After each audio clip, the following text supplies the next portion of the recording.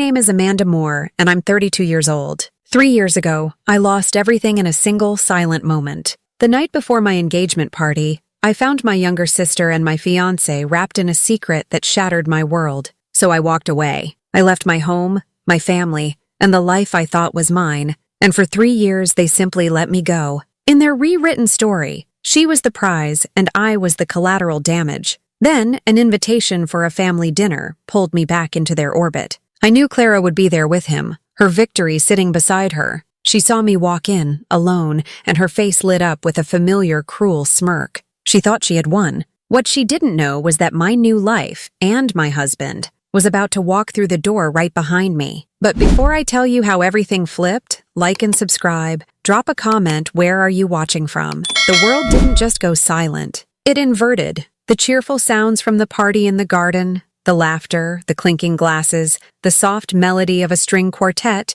became a distant, mocking echo. Inside the hallway, the only sound was the frantic, useless beating of my own heart. I stood frozen, barefoot on the cool, polished hardwood, the threads of my pashmina shawl digging into my clenched fists. My gaze was fixed on the scene in the sunroom, a tableau of my own destruction. Clara's hand was still on Trevor's chest, a gesture of casual, intimate ownership. His hand covered hers. They weren't speaking anymore. They were just looking at me. Trevor's face was a mess of emotions, a flash of panic, a deep wave of guilt, and something else, something I couldn't bear to name but recognized as relief. It was the relief of a man whose terrible secret had finally been forced into the light. The burden of pretending was over. But Clara, her expression was the purest thing in the room. It was unadulterated triumph. There was no shame, no remorse, not even a flicker of sisterly compassion. Her blue eyes, a shade lighter than my own, were cold and clear. She looked at me with the cool assessment of a victor, her chin slightly raised in defiance.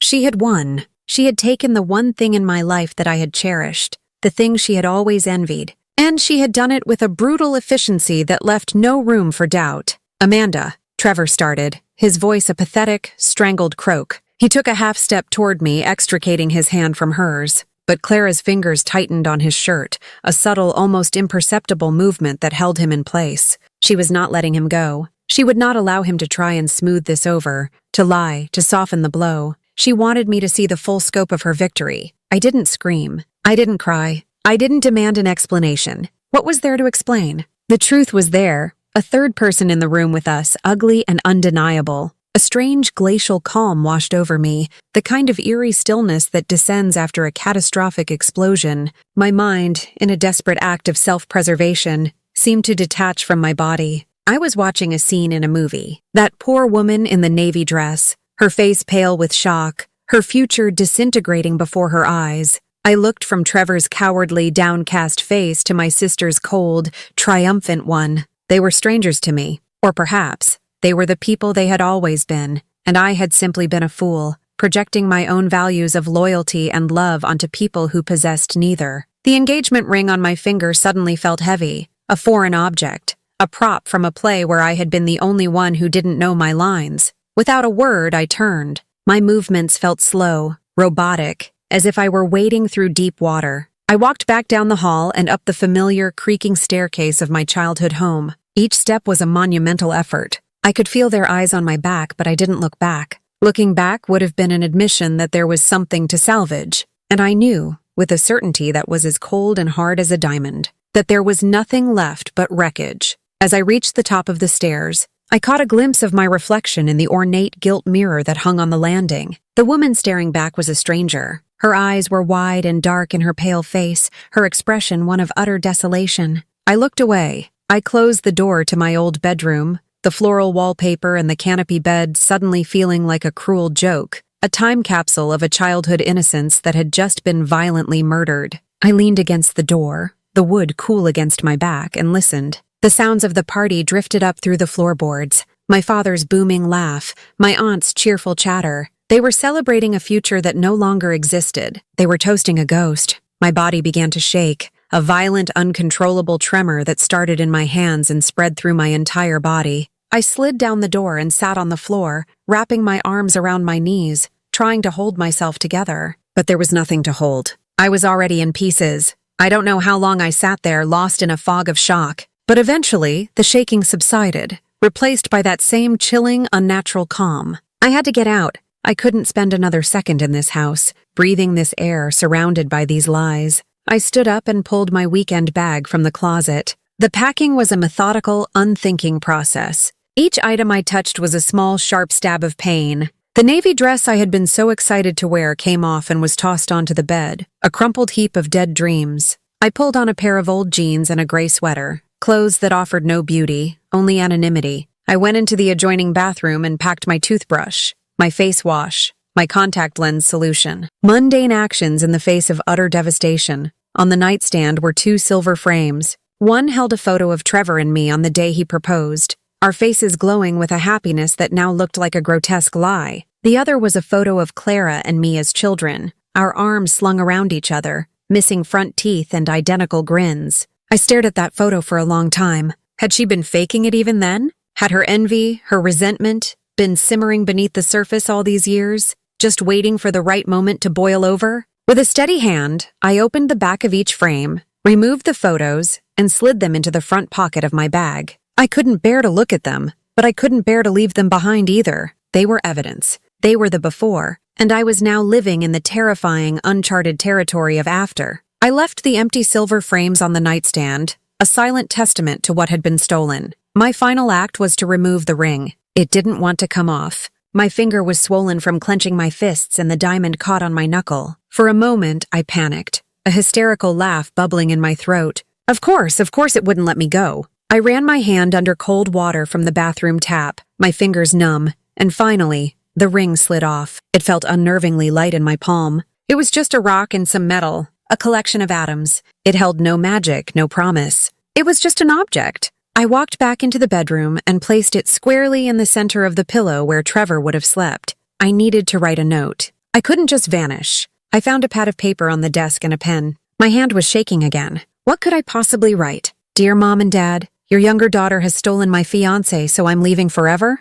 I settled for something simpler, something that conveyed the finality without offering an explanation they didn't deserve. I have to go. Please don't call me. I signed my name, tore the sheet from the pad, and left it on top of the empty frames. Bag in hand, I opened my bedroom door and listened. The party was in full swing now. Most people were outside in the garden. The hallway was empty. I slipped down the back staircase, the one the movers used, my footsteps silent on the worn carpet. I held my breath, every nerve screaming, expecting a hand on my shoulder, a voice calling my name, but no one came. I made it to the side door, the one that led out to the driveway, unseen. My hand was on the doorknob when I heard my mother's voice, coming from the patio just around the corner. Isn't it a perfect night? She was saying to someone. I'm just so happy for them. Amanda has found such a wonderful man. Trevor is just perfect. The words were a physical blow. I leaned my forehead against the cool wood of the door, a wave of nausea washing over me. My own mother celebrating a lie, completely oblivious to the fact that her other daughter was standing just a few feet away, her life in ruins. I didn't wait to hear any more. I slipped out the door, closing it silently behind me. The night air was cool on my hot face. My car was parked at the end of the driveway. I fumbled with the keys, my fingers clumsy and useless. I finally got the door open, threw my bag onto the passenger seat and slid behind the wheel. The engine turned over with a quiet hum. As I backed out of the driveway, the garden came into view. It was lit up with dozens of string lights, a perfect, magical scene. I could see them all. My parents, my aunts and uncles, our friends, all laughing, drinking champagne, celebrating me. I even saw Clara standing by the fountain, holding a glass of champagne, a serene smile on her face. She looked up and for a second her eyes met mine through the windshield. Her smile didn't waver. She gave a tiny, almost imperceptible nod, a final, silent confirmation of her victory.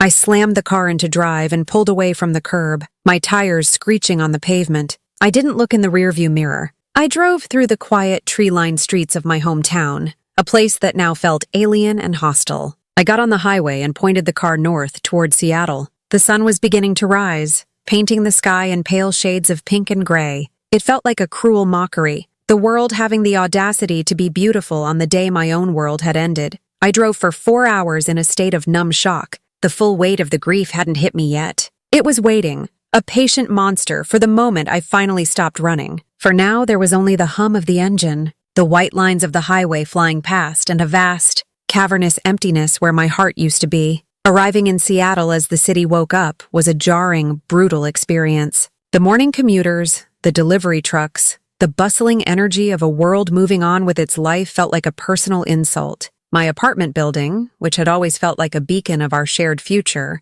now seemed like a cold, impersonal tower of concrete and glass. I parked my car in the garage, turned off the engine, and just sat there in the sudden, oppressive silence. The adrenaline that had fueled my escape was gone, replaced by a bone-deep exhaustion that was both physical and spiritual. The monster of grief was stirring. I could feel its hot breath on the back of my neck. Getting from the car to my apartment on the 12th floor was an odyssey. Every step felt like it was weighted with lead. When I finally unlocked my front door and stepped inside, the monster pounced. The apartment was filled with ghosts. Trevor was everywhere. His ridiculous, oversized armchair was in the corner of the living room, a book he'd been reading still resting on the arm. His favorite coffee mug, a silly souvenir from a trip we'd taken, was in the drying rack by the sink. The air itself seemed to hold the faint scent of his cologne. This place wasn't a home anymore. It was a mausoleum, and I was the lone haunted caretaker. For the first week, I was a prisoner in that mausoleum. I didn't leave. I didn't answer my phone, which buzzed intermittently with calls from numbers I didn't recognize,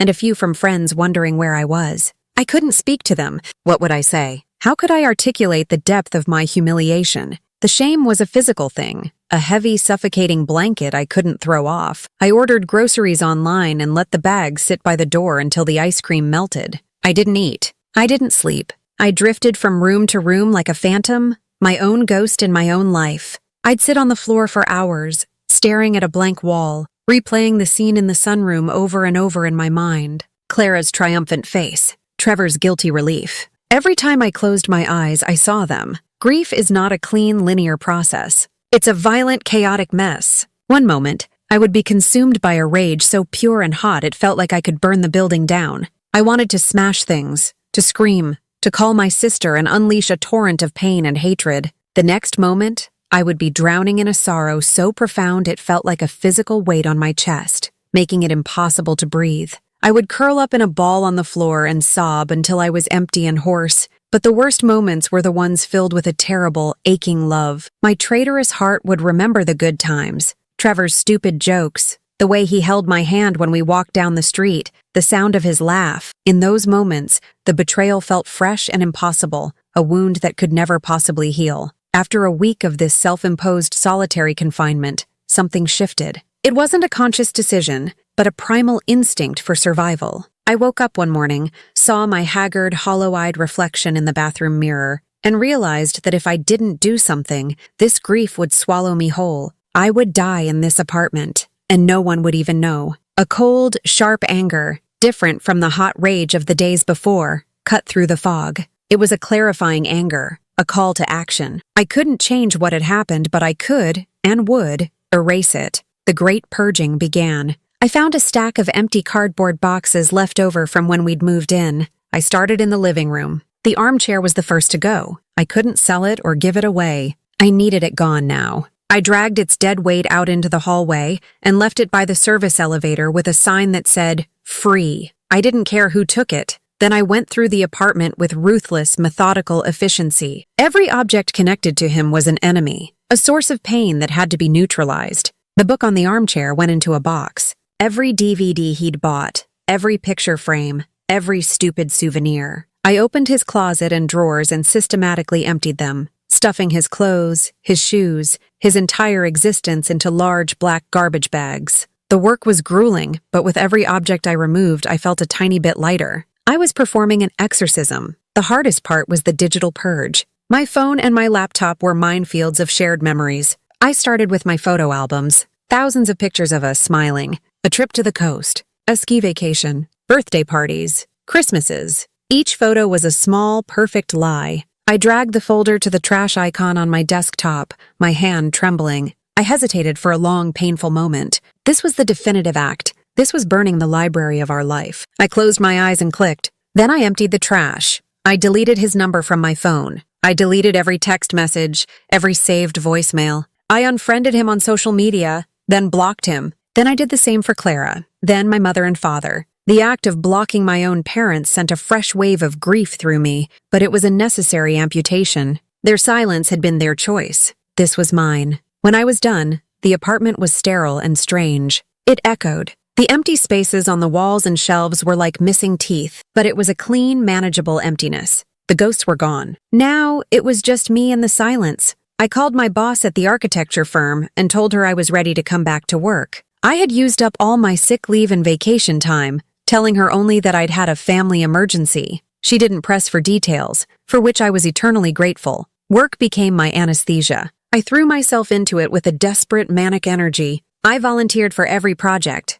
especially the difficult ones no one else wanted. I worked 16, 17, sometimes 18-hour days. I would arrive at the office before the sun came up and leave long after everyone else had gone home, the city lights twinkling below like a galaxy of indifferent stars. My desk, with its neat stacks of blueprints and precise architectural drawings, became my sanctuary. The world of right angles, load-bearing walls, and building codes was a world that made sense. It was logical, predictable. It had rules. There were no hidden agendas, no sudden betrayals. If a foundation was weak, you could see it in the stress tests. If a design was flawed, you could fix it before it collapsed. My colleagues mistook my frantic escape for ambition. My boss praised my work ethic, my dedication. I was given a promotion. They saw a woman on the rise, focused and driven. They didn't see the woman who went home to a silent, empty apartment and ate toast for dinner while standing over the sink. They didn't see the woman who would wake up in the middle of the night, her heart pounding with a nameless dread. They didn't know that my intense focus was just a desperate, high-stakes game of running from my own thoughts.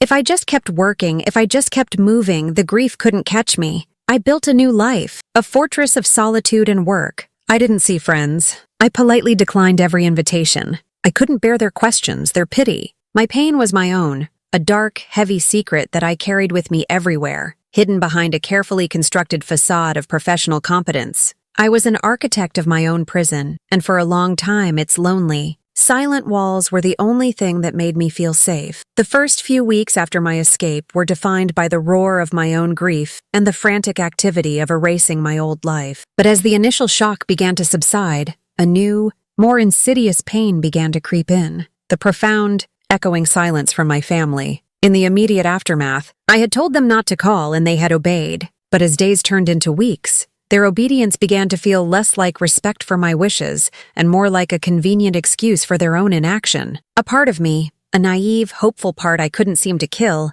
had expected them to defy my note. I had expected my mother to get in her car and drive the 4 hours to Seattle, to bang on my door and demand to know what was wrong, to wrap her arms around me and tell me everything would be okay. I had expected my father to call, his voice filled with righteous anger, promising to tear Trevor limb from limb. But the calls never came. The text messages never arrived. My inbox remained empty. It was a silence so complete, so absolute, that it was a statement in itself. It was an abdication of their parental duty, a quiet, passive severing of ties. My life had imploded in their home, under their roof, and they had chosen to simply look the other way. It was easier to let me disappear than to confront the ugliness of what had happened. To face the uncomfortable truth that they had raised one daughter who was a victim and another who was a predator.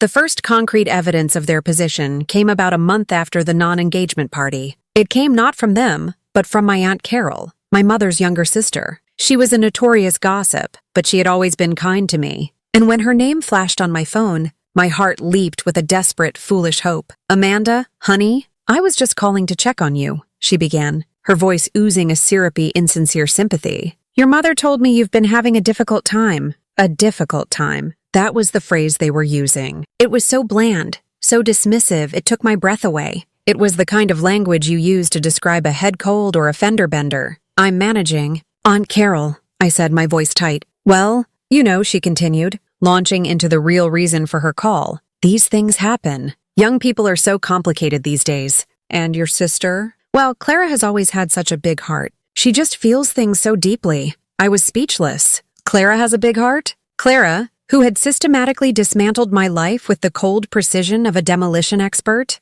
"She and Trevor are just taking things one day at a time," Carol chirped on, oblivious to my stunned silence. "They're working through it. It's been so hard on both of them, you can imagine. Your mother is just trying to support them, working through it, supporting them." The words were like acid. In the narrative my family was constructing, Clara and Trevor were the protagonists of a tragic love story, facing obstacles on their path to happiness. and I was the obstacle. My pain, my betrayal, my entire existence was an inconvenient plot point they were trying to write out of the story. "I have to go, Aunt Carol," I said, my voice a choked whisper. I hung up before she could reply. I slid down the wall in my hallway, the phone clattering to the floor, and I finally understood. This wasn't just about my parents being passive. This was an active, deliberate choice. They were protecting Clara. They had always protected her. My mind flashed back through a lifetime of evidence. I remembered my 10th birthday. I had wanted a specific, expensive art set. My parents told me it was too much, that money was tight.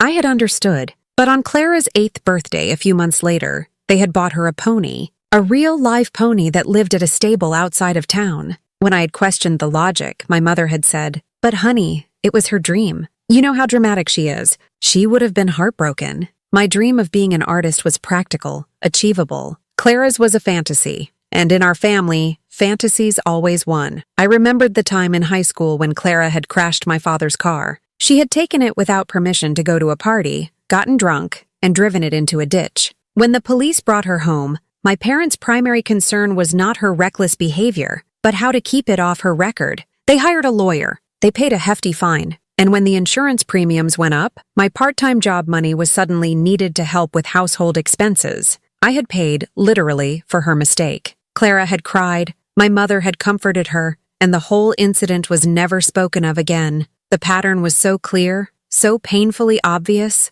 I couldn't believe I had never seen it before. I was the responsible one, the quiet one, the one who never caused any trouble. I was a self-sufficient machine that required little to no maintenance. Clara was the beautiful, tempestuous, high-maintenance project who demanded all of their energy and attention. My achievements were expected. Her dramas were catered to. My pain was an inconvenience. Her desires were paramount. The ultimate confirmation of my erasure came another month later, delivered through the cold, impersonal medium of social media. I had been foolish. In a moment of weakness, I had unmuted my cousin's profile, hungry for any scrap of information, any sign that I still existed to them. And there it was, a photo, bright and cheerful, posted just an hour before. It was a picture of a Sunday brunch at a sunny outdoor cafe. My mother was there, smiling broadly, her arm around Clara. And sitting next to Clara, his arm draped casually and possessively around the back of her chair, was Trevor. They were a perfect little family unit,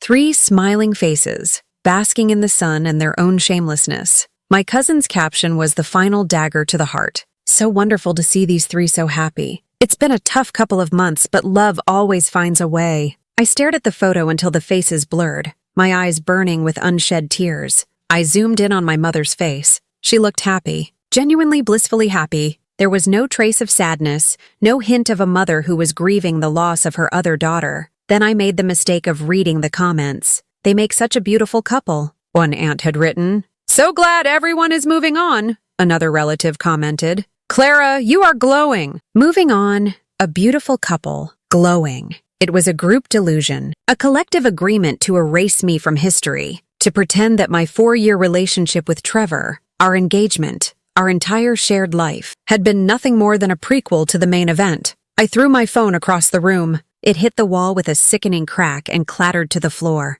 The screen was shattered. Good. That was the moment I finally let go of the hope that they would come to their senses, that they would realize their mistake and beg for my forgiveness. They were never going to. In their carefully curated world, there was no mistake. They had made a choice. They had chosen the daughter who was more beautiful, more charming, more demanding. They had chosen the path of least resistance. Siding with me would have meant conflict. It would have meant confronting Clara's behavior, holding her accountable. It would have meant acknowledging their own failures as parents. Siding with her was easy. All they had to do was be silent. All they had to do was cut me out of the picture, both literally and figuratively. They had quietly, methodically, and unanimously voted me out of my own family. And I was beginning to realize that the only way to survive was to accept my exile and learn to live in the new, lonely country of my own making. The next 6 months were a long, flat expanse of gray. I existed in a tightly controlled loop. Wake up, go to work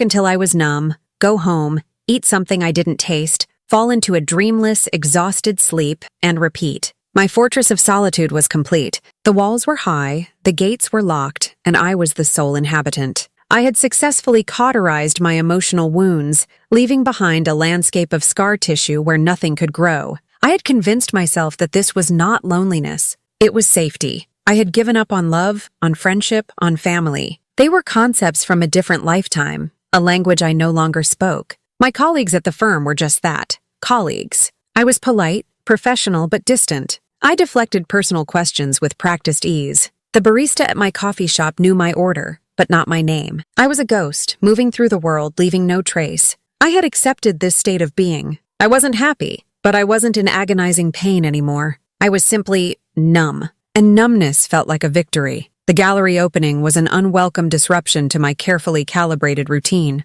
My firm had designed the interior of a new contemporary art space downtown, and my boss, Margaret, had insisted I attend the inaugural exhibition as a company representative. "You have to go." "Amanda," she'd said, leaving no room for argument. "The clients will be there. You were the lead architect on the project. You need to be there to smile and shake hands." I dreaded it. The thought of spending an evening making meaningless small talk with strangers, surrounded by the loud, performative world of the art scene, was my own personal version of hell. But I couldn't say no. So on a rainy Tuesday evening, I put on a simple black dress, a pair of uncomfortable heels, and a mask of polite interest. And I went. The gallery was a cavernous white space, buzzing with people who all seemed to know each other. The air was thick with the scent of wine and perfume. I got a glass of cheap Chardonnay, found an out-of-the-way corner, and prepared to endure the next 2 hours. I stood in front of a massive, chaotic, abstract painting, trying my best to look thoughtfully engaged. "It's interesting, isn't it?" a low voice said from beside me. "It looks like pure chaos at first, but the artist has a really strong command of balance. See how the weight of that dark blue section is offset by the cluster of smaller yellow shapes over here?" I turned, a polite, dismissive comment ready on my lips. But the man standing next to me was vaguely familiar. He was tall, with dark, thoughtful eyes and a quiet, unassuming presence that was a stark contrast to the boisterous crowd. I searched my memory, and then it clicked. Damian Carter, a landscape architect. We had collaborated briefly on a commercial project a few years back, and my stomach clenched. He had been a guest at my engagement party, the real one, the one years ago where my friends had celebrated with me. He was a college friend of Trevor's. A wave of panic washed over me. This was it. The moment I had been dreading for months. The awkward questions, the pitying looks. I braced myself, my social armor snapping into place.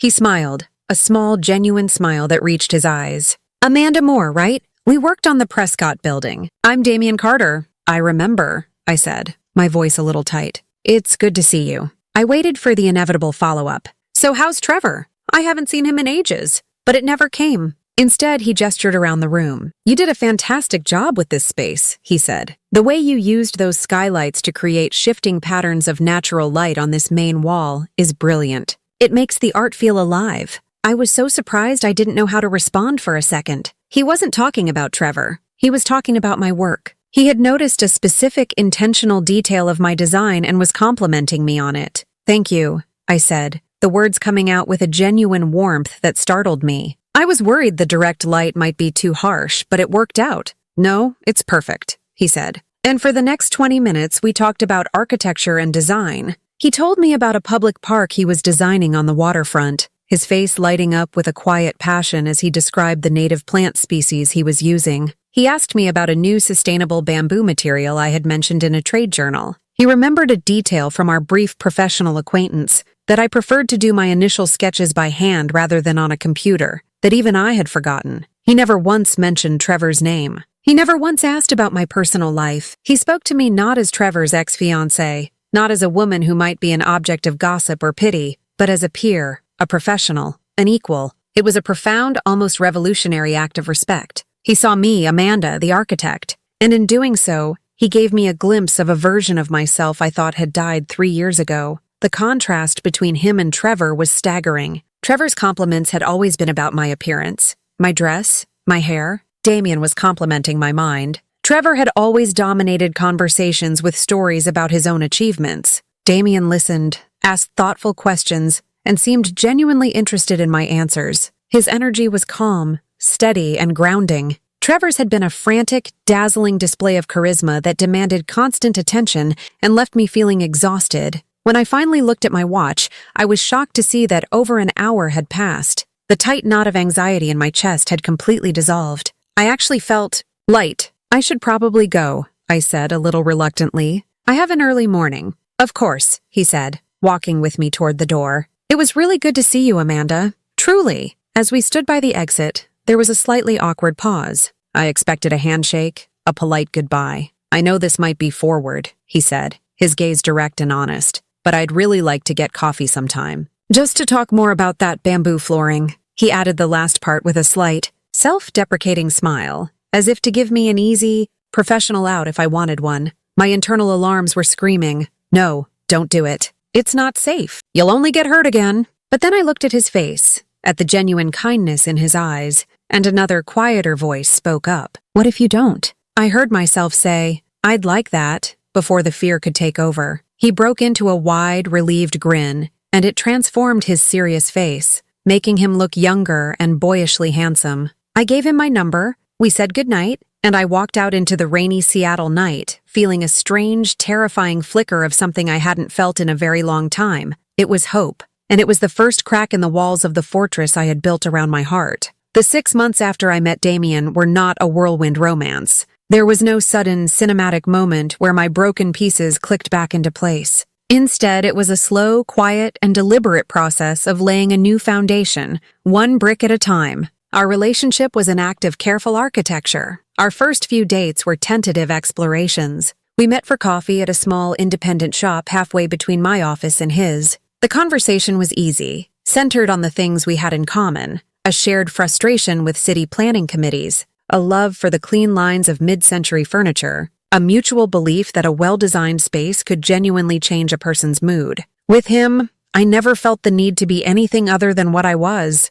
Trevor had always wanted a performance. The charming girlfriend, the witty hostess, the ambitious partner. Damien just seemed to want me. Our third date was a walk through the waterfront park he was designing. It was a crisp autumn day, and the air smelled of salt and rain. He unrolled a massive blueprint on a park bench, and for an hour, he walked me through his vision. His eyes lit up as he described the native plant gardens, the sustainable irrigation systems, the specific type of stone he'd chosen for the pathways because of how it changed color when it rained. I was captivated not just by the design, but by the deep, unassuming passion he had for his work. He was building something meant to bring peace and joy to thousands of strangers. It was in his nature to create, to nurture. I realized then how different he was from Trevor, whose ambition was always tied to status: the corner office, the expensive car, the beautiful fiancé. Trevor's passion was for himself. Damien's was for the work itself. As we were leaving the park, a couple walked past us, laughing.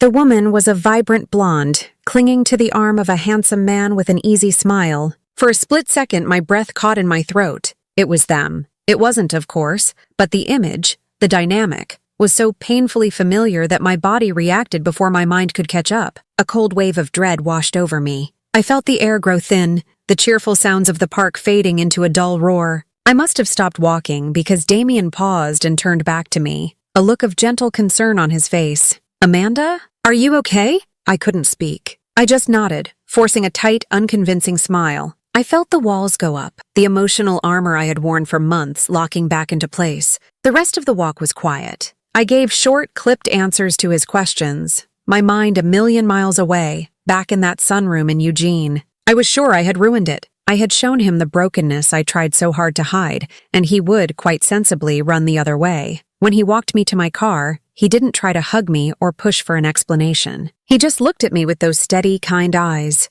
"It was good to see you, Amanda," he said softly. "I'll call you tomorrow." I drove home convinced I would never hear from him again. But the next day he called just as he said he would. He didn't mention my strange behavior. He just asked if I was free for dinner that weekend. It was in these moments that he earned my trust. He never pushed at my boundaries. He seemed to understand that I was surrounded by a minefield of emotional triggers, and he navigated them with a quiet, respectful patience. He let me have my silence. He let me have my space. He simply kept showing up, a calm and steady presence, until my nervous system finally learned that he was safe. The night I finally told him everything was about 3 months after we met. It was a miserable, rainy Tuesday in January. I'd had a terrible day at work, losing a pitch I had spent weeks on. I came home feeling defeated and small, the grief I normally kept packed down bubbling close to the surface. Damien came over with a pizza and a bottle of wine. a silent offering of comfort. We were sitting on my living room floor, the empty pizza box between us,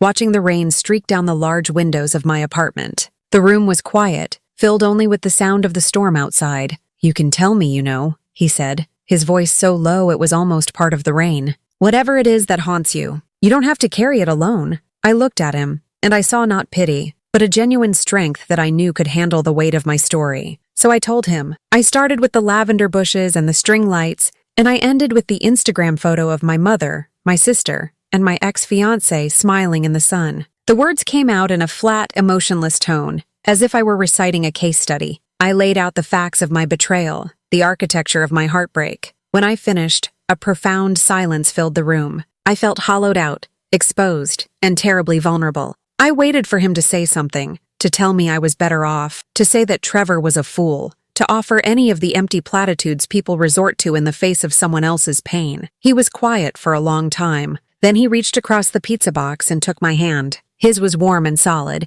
"Thank you for telling me," he said, his voice thick with an emotion I couldn't place. He looked me straight in the eye. "What they did to you was wrong. It was a profound failure of love from all of them. No one should ever have to go through that." And then I broke. His validation, his simple acknowledgement of the injustice, was the key that unlocked all the grief I had been suppressing for months. The tears came, not the quiet, dignified weeping of a movie heroine, but the ugly, gasping sobs of someone who had finally allowed herself to feel the full depth of her wound. Damien didn't flinch. He moved closer, wrapped his arms around me, and just held me while the storm inside me finally broke. He didn't say "don't cry" or "it's going to be okay." He just held me, a silent, unwavering anchor, until the tears subsided.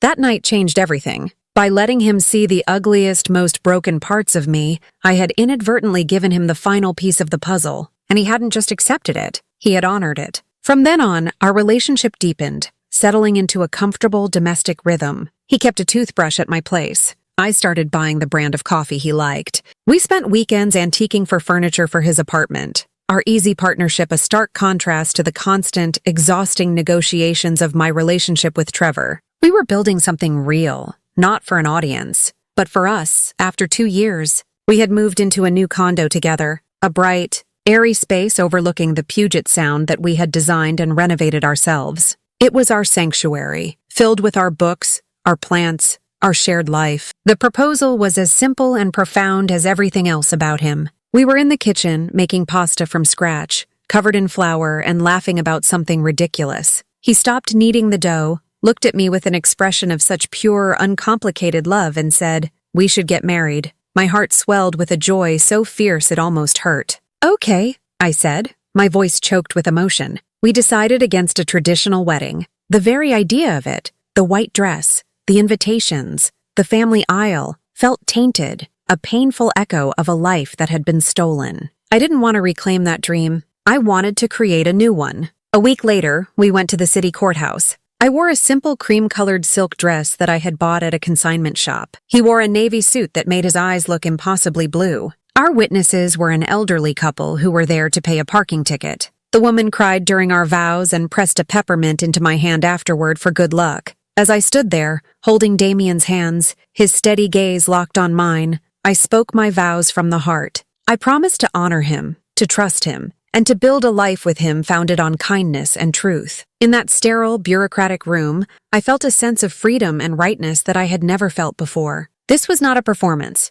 This was not about fulfilling a societal expectation or making my parents proud. This was a quiet, sacred promise between two people. It was a foundation of our own making, and I knew, with a certainty that settled deep in my bones, that it was strong enough to withstand anything. For a year, married life was a quiet bliss. It was our own self-contained universe, protected from the gravitational pull of my past. The silence from my family in Eugene had long since become a fact of life, like a scar that no longer aches, but serves as a permanent reminder of the wound. I had accepted it. I had built a world where I didn't need their approval or even their presence. My work was fulfilling, my husband was my best friend, and our home was a sanctuary. The ghost of Amanda Moore, the jilted fiancé, had finally, truly faded. The call came on a Thursday morning in early spring. The sun was streaming through our living room windows, and I was on my second cup of coffee, sketching out a design for a client's library. An unknown number with a 541 area code flashed on my screen. My heart gave a painful, familiar lurch. It was the area code for Eugene. For 3 years, I had conditioned myself to ignore those calls, assuming they were misdials or telemarketers. But this time, for a reason I couldn't explain, I answered. Amanda? The voice was thin and reedy, etched with the fragility of old age, but I recognized it instantly. Grandpa, I breathed, my hand flying to my chest as if to keep my heart from beating its way out. I sank onto the arm of the sofa, the pencil dropping from my fingers. It's good to hear your voice, kiddo, he said, and I could hear the genuine warmth in his words. My grandfather was the one exception to my family exile. He was a man of few words and even less technological skill, but his quiet constancy had been a lifeline. Every year on my birthday, a card would arrive, the handwriting shaky but determined. At Christmas, another would appear. Sometimes a postcard would show up from a fishing trip he took. They never said much, just a simple, thinking of you, Mandy, love, Grandpa. They were small gestures, but in the vast, echoing silence from the rest of my family, they had been everything. They were proof that I hadn't been entirely erased. We made small talk for a few minutes. He asked about my work. I asked about his prize-winning roses. I could tell he was leading up to something. Listen, Mandy, he finally said, his voice hesitant. I'm turning 80 next month. I'm an old man now. He chuckled, a dry, papery sound. I don't want a big fuss, you know me. But your grandmother has her heart set on one thing. She wants a family dinner. Just one night. Everyone together under one roof. A cold dread spread through my limbs, paralyzing me. A family dinner. The words conjured a nightmare. It meant sitting at that polished mahogany table, under that crystalline chandelier, pretending. It meant my mother's strained cheerfulness, my father's guilty avoidance. It meant facing Clara, and it meant seeing Trevor. Grandpa, I don't think I can, I whispered, the words getting stuck in my throat. He was silent for a moment. I know, kiddo, he said,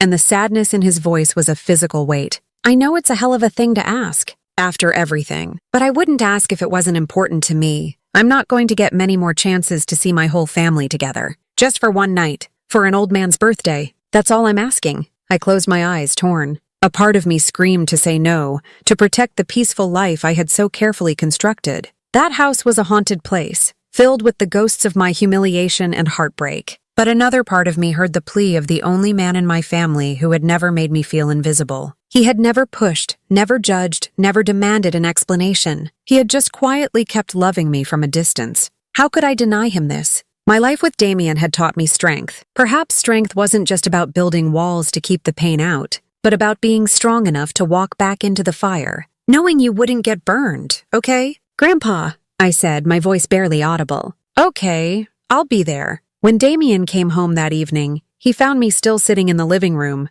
the afternoon light fading around me. I told him about the call, recounting the conversation in a flat, detached voice. He listened patiently, his face unreadable, until I was finished. His first response was immediate and protective. You don't have to go, Amanda, he said, coming to sit beside me, his hand covering mine. You don't owe them anything, not even your grandfather if it's going to hurt you. I know, I said, turning to look at him, grateful for his immediate understanding. But I think I want to. Not for them. For him and maybe for me too. I'm tired of being afraid of them. He searched my face for a long moment, then nodded slowly. Then I'm going with you, he said, his tone leaving no room for argument. There is no way you are walking into that house alone. The weeks leading up to the dinner were a slow-motion exercise in anxiety. Old nightmares I thought I'd banished returned to haunt my sleep. I would wake up in a cold sweat. The image of Clara and Trevor in the sunroom burned into my mind. During the day, I was distracted,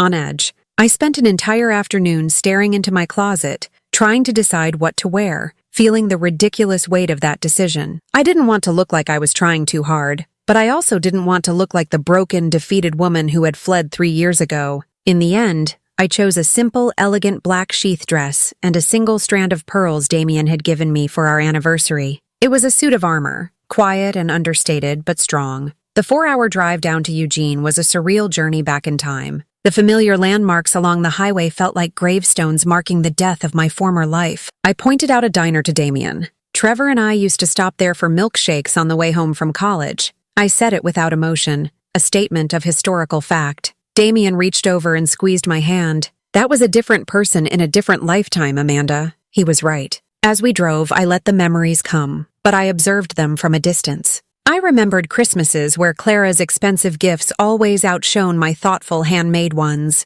I remembered my high school graduation, where my parents spent most of the reception talking to people about Clara's upcoming lead role in the school play. I saw, with the clarity of hindsight, that the betrayal wasn't a sudden event. It was the culmination of a lifetime of subtle dismissals, a family dynamic where my quiet steadiness was always overlooked in favor of my sister's dazzling drama. By the time we pulled onto my old street, the dread had been replaced by a strange, steely calm. I was not the same girl who had driven away from this street in the dead of night. I was a 32-year-old woman. I was a wife. I was a survivor. And I was walking back into my past with my future by my side. The house looked exactly the same, a perfect picture of suburban tranquility, which only made the turmoil it represented feel more grotesque. The lavender bushes my mother so meticulously cared for were in full bloom, their sweet, cloying scent hitting me like a physical blow. For a moment, I was 29 again, standing on the precipice of my own destruction. I felt my hands begin to tremble. Damien, as if sensing my panic, gently took my hand. His was warm and solid. "I'm right here," he murmured, his voice a low, steady anchor. "We can leave whenever you want. Just say the word." His presence grounded me. I took a deep breath, squeezed his hand back, and walked up the familiar stone path to the front door. I lifted my hand and knocked. The sound echoed loud and final. This was it. The door swung open and my mother stood there. She looked older. The past 3 years had etched new lines of worry around her eyes and mouth. For a heartbeat, she just stared at me, her expression a chaotic mixture of shock, guilt, and something that looked unnervingly like resentment. It was the look of someone who had been forced to confront a problem they had long since decided to bury. "Amanda," she said, her voice thin and strained. You came." "Hello, Mom," I replied, my tone carefully neutral. I made no move to hug her, and neither did she. The space between us was a cold 3-year-old chasm. "This is my husband, Damien." I watched her eyes widen as I said the word, husband. Her gaze flickered from my face to the tall, composed man standing beside me, and then back again. 1,000 questions seemed to flash across her face, but she didn't ask a single one. She just gave a tight, brittle smile and stepped aside, her movements stiff and awkward. "Of course. Come in." We stepped into the foyer. Nothing had changed. The same landscape painting hung on the wall. The same Persian rug lay on the floor. It was like walking into a museum of my own pain. My father appeared from the living room. He stopped short when he saw me, his face flushing. "Amanda," he mumbled, looking at the floor, at the wall, anywhere but directly at me. He gave me a clumsy, one-armed hug that felt more like a shove. He shook Damien's hand with a forced heartiness that didn't reach his eyes. He was a man drowning in his own cowardice. Then, a voice boomed from the living room. "Is that my Mandy?" My grandfather emerged, his face breaking into a huge, genuine grin. The sight of him, his unfiltered joy, was the first truly warm thing I had felt since arriving. He shuffled towards me and wrapped me in a fierce, papery hug that smelled of old books and peppermint. "You made it, kiddo!" he whispered in my ear, squeezing me tight. He pulled back and turned to Damien, his eyes twinkling.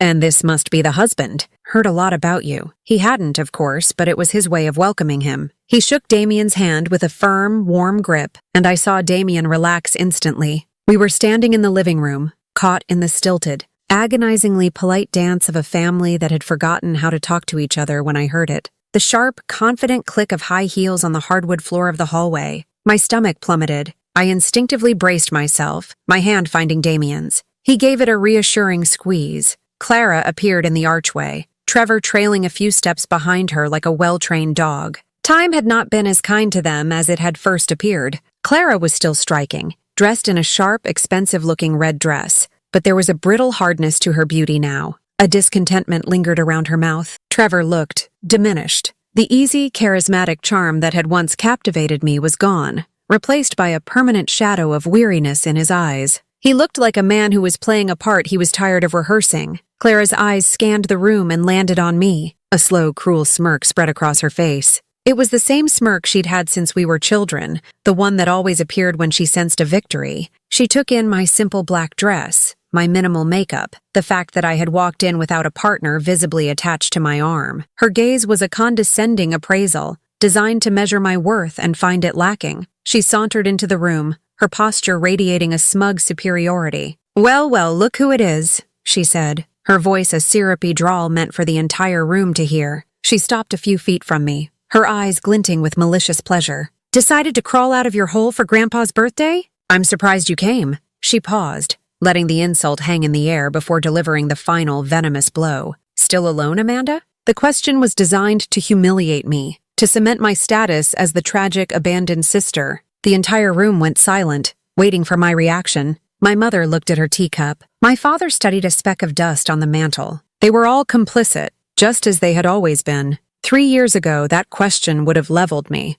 It would have ripped open the wound and poured salt in it. But as I stood there, I felt a profound calm settle over me. I felt the solid ground of the life I had built, the love of the man standing just out of sight in the foyer. Her power over me was gone. I didn't flinch. I held her gaze, my expression unreadable. I let the silence stretch for a beat, making her wait for the reaction she so desperately craved. Then I smiled, a small, serene smile that held no anger, only a quiet, unshakable confidence. "Actually, Clara," I said, my voice clear and calm, cutting through the thick tension in the room. "I'm married." The word landed with the force of a physical blow. The smirk on Clara's face froze, then faltered. My mother's head snapped up. I saw Trevor flinch as if he'd been struck. And at that exact moment, as if the universe itself had scripted it, Damien walked into the living room. He had our coat slung over one arm and he moved with an easy, unassuming grace. He came to stand beside me, his presence a solid, comforting weight. He was completely unaware of the drama he had just walked into, his focus entirely on me. "Sorry about that. Love," he said, his voice a low, warm rumble meant only for my ears, but audible to everyone in the silent room. He smiled down at me. "Your mom wasn't sure where to put our coats." Then, his hand came to rest on the small of my back, a gesture of casual, confident intimacy, a gesture of ownership, of belonging. The room didn't just go silent. It ceased to breathe. I watched with a kind of detached fascination as every drop of color drained from Clara's face. Her eyes darted from me to Damien, to his hand on my back and back to me. Her perfectly painted mouth opened slightly, but no sound came out. She was utterly, completely frozen. Trevor stared at Damien, his expression hollow with a dawning, devastating understanding. He wasn't just looking at my husband. He was looking at the life he had thrown away, and the man I had become strong enough to deserve. The walk to the dining room was a silent, funereal procession. The spell of frozen shock had broken, but it was replaced by a thick, suffocating tension that clung to the air like humidity. We took our seats around the polished mahogany table, each of us an actor in a play where everyone had forgotten their lines.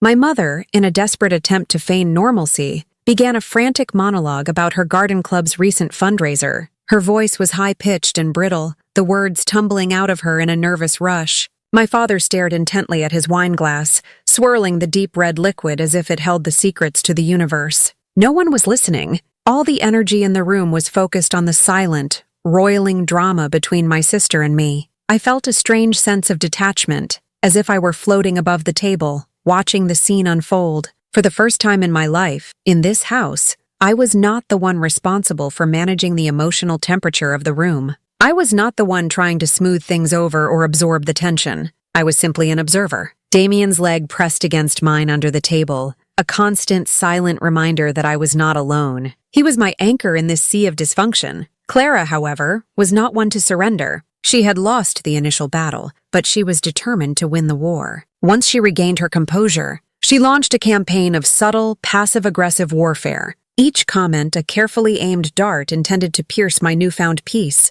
"So, Damien," she began, her voice dripping with a false saccharine sweetness, "Amanda never mentioned you. Where did you two even meet? It all seems so sudden." The implication was clear. Our marriage was a rushed, impulsive act of desperation on my part. Damien smiled politely, unruffled. "We met at a gallery opening a few years ago," he said, his voice calm and even, and it didn't feel sudden to us. "When you know, you know." He looked at me when he said the last part, a private, loving glance that served as a shield, deflecting her venom completely. She tried again a few minutes later, turning her attention to our life in Seattle. "It must be so different living in a small condo," she said with a sigh, loud enough for the whole table to hear. "Trevor and I just bought a house, 4 bedrooms, a huge yard. We wanted space to grow. For a family." She looked directly at me, flaunting the future she had stolen, the one she assumed I still coveted. "Our condo has a beautiful view of the water," I replied simply, my voice gentle.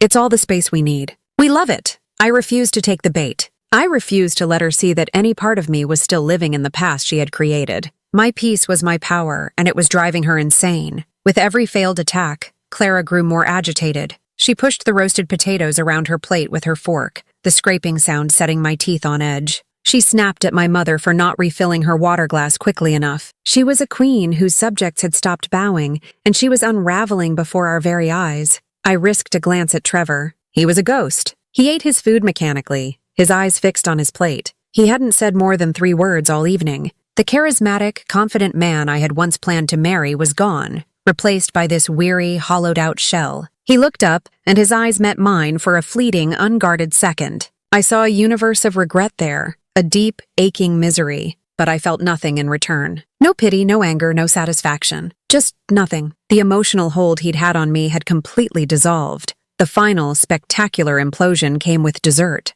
My grandmother's famous lemon meringue pie. As my mother served the slices, Clara made her last, most desperate play for control. She laid her hand over Trevor's on the table, a cloying, performative gesture. "Actually, we have some news," she announced to the table, her voice artificially bright. "Trevor and I are officially trying for a baby." She looked straight at me, her eyes glinting with a final, triumphant cruelty. She was trying to present me with the ultimate image of her victory. The house, the husband, the future children, all the things that were supposed to have been mine. A thick, horrible silence descended upon the table. My mother froze, her hand hovering over the pie. My father cleared his throat, a loud grating sound. Even my grandfather looked uncomfortable. And then, the unthinkable happened. Trevor slowly, deliberately, pulled his hand out from under Clara's. He placed his fork down on his plate with a quiet but decisive clatter. He looked at Clara, his expression one of utter, soul-deep exhaustion. "That's enough, Clara," he said. His voice wasn't loud, but it cut through the silence like a knife. Clara's head whipped around to face him, her eyes wide with shocked disbelief. "What did you just say to me?" she whispered, her voice trembling with fury. "I said, 'That's enough,'" he repeated, his voice gaining a sliver of strength. He wouldn't look at me, but I knew who he was speaking for. "Just stop." It was the most shocking plot twist of the night. Trevor, the passive enabler, the man who had stood by silently while my life was torn apart, had finally found his voice, and he had used it to defend me. The sight of his rebellion was more than Clara could bear. It was a public refutation of her power, a crack in the facade of their perfect life. Her face, which had been a mask of smug superiority, crumpled into pure, unadulterated rage. "Don't you dare," she hissed, her voice low and venomous. She pushed her chair back from the table so violently that it scraped loudly against the wood floor. She glared at Trevor, then shot a look of pure hatred at me. Without another word, she turned and stormed out of the dining room, her footsteps pounding down the hall until we heard the back door slam shut. A stunned, deafening silence filled the room. Trevor sat there for a long moment, his shoulders slumped, his face pale. He looked at my father, then at my mother, as if pleading for help, but they just stared at their plates, refusing to meet his gaze. Finally, he let out a long, shuddering breath, a sound of profound defeat. He slowly rose from his chair, a man walking toward his own execution, and followed his wife out into the darkness. The silence they left in their wake was entirely different. The oppressive tension had vanished, sucked out of the room with their departure. What remained was a quiet, almost peaceful stillness. For the first time in my memory, the drama at the family table had nothing to do with me. I hadn't caused it, and I wasn't expected to fix it. Damien's hand found mine on the table and laced his fingers through mine. I leaned my head on his shoulder, and for the first time in 3 years, sitting in my parents' dining room, I felt completely and utterly at peace. If you've ever been betrayed by someone you trusted, you're not alone. Share your story in the comments. Hit like if you believe in quiet revenge, and subscribe for more stories where pain turns into power.